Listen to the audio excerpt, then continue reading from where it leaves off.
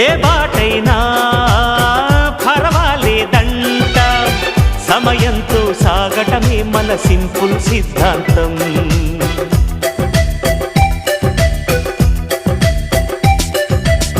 చిరుగాలికి పరిమళమిచ్చే సిరిమల్లెల వనమై ఉందాం, గగనాన్ని నేలను కలిపే హరివిల్లుల బంతెన అవుదాం.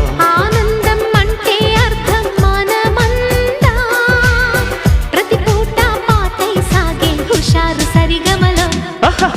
ఎన్నో ఎన్నో రాగాలుండే సంగీతం కాదా, చల్లకి నవ్వుల కేరింత.